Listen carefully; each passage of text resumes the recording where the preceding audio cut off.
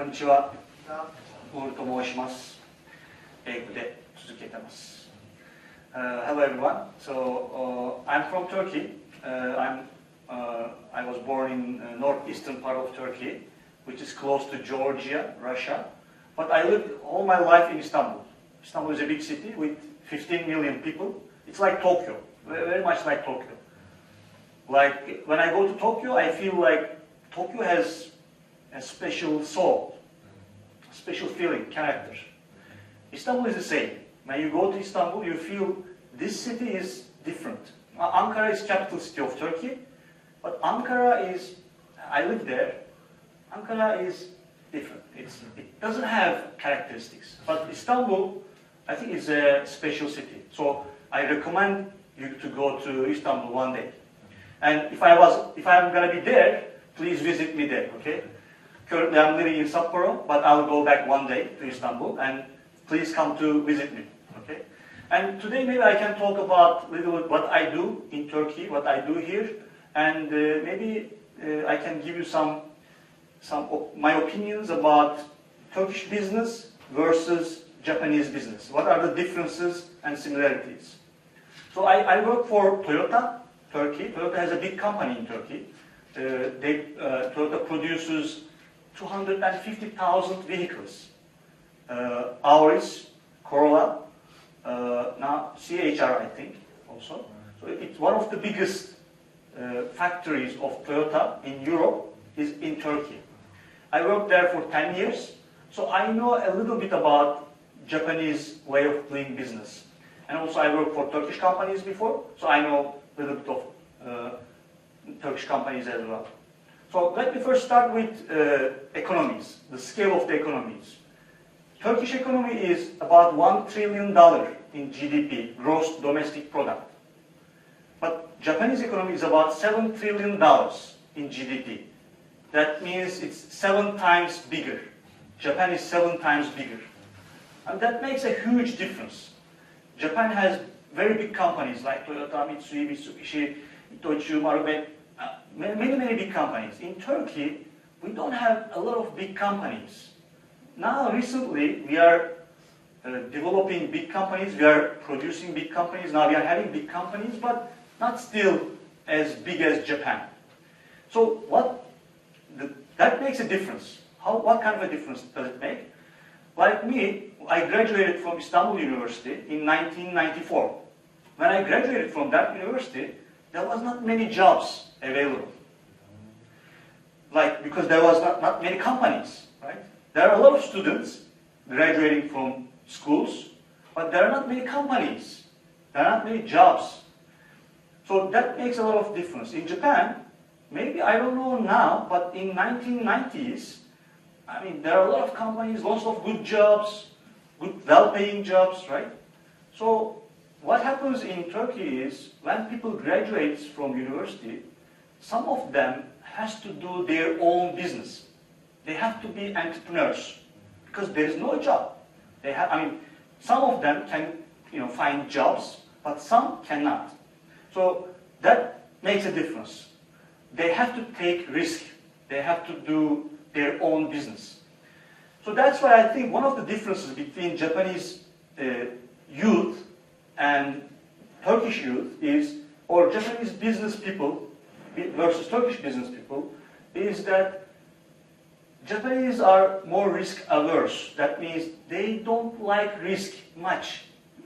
Naturally, because why? Why they should like risk? Because there's jobs, there's good companies already, right? But because in Turkey there's not much job, and big companies like in Japan, Turkish people used to take risks. So they're not very risk averse. So that's one difference.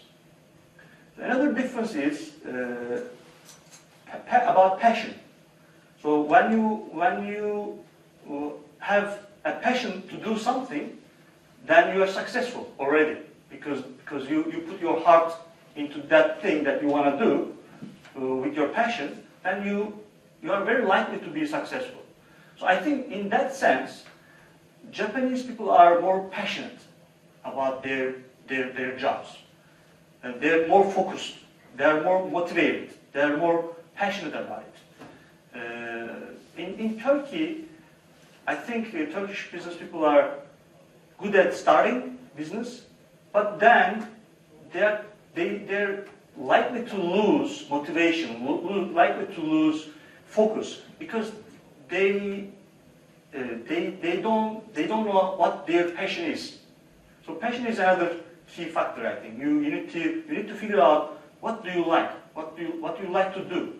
So if you do something you like, if you do something you are passionate about, then it's very likely that you will be successful. So that's another difference between Turkish and, I think, Japanese business. Another thing is, I think, because I think this class is about international business, right? So I think the communication, like English is very important because it's the communication tool in the world today. So in Turkey, the young people are learning English, but my generation, I'm like 44 years old now, so my generation, we were not very successful actually. I mean, I was lucky. I went to United States to study English, so I was one of the luckiest ones. But usually, my generation was not very successful in learning English.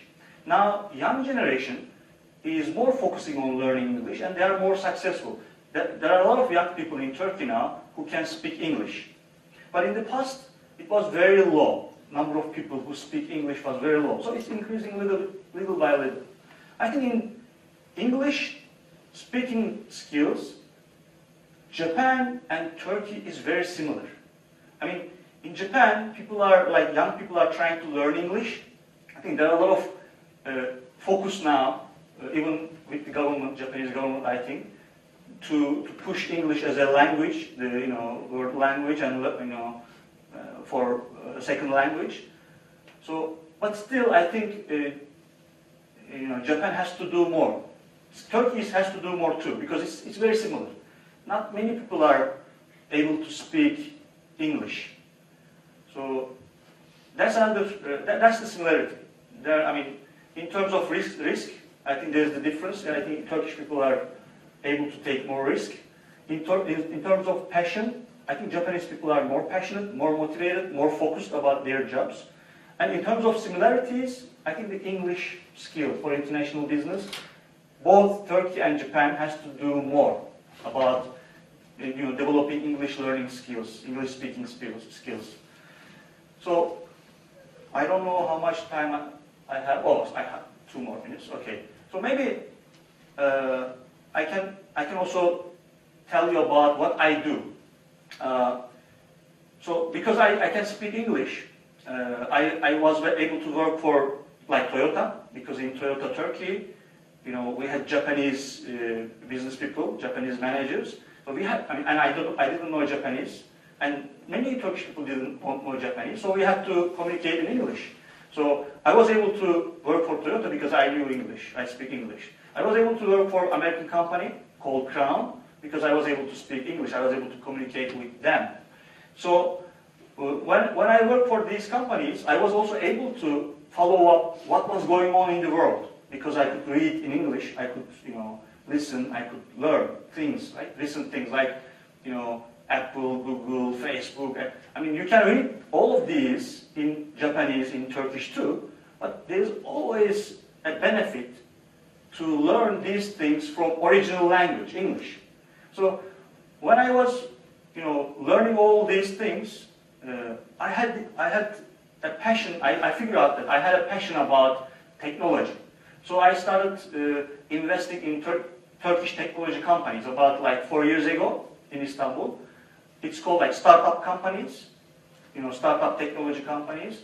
So now I'm investing in small startup companies in Istanbul.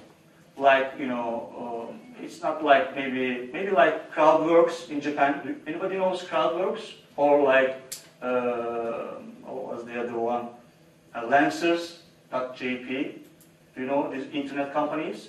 These are big Japanese new technology companies actually. So these kind of similar technology companies I'm investing. Why? Because these companies are opening up the new worlds. Like if you do a business in Japan, you can only do it in here, right? But actually, if you use internet, then you can open up to the world. So I think this is a very good opportunity for all of you to use technology to do business globally, not only in Japan. So if you have any question later, we can discuss. Thank you very much.